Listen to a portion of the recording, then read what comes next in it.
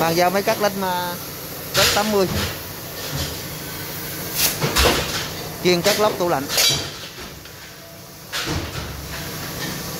Rồi đẹp rồi.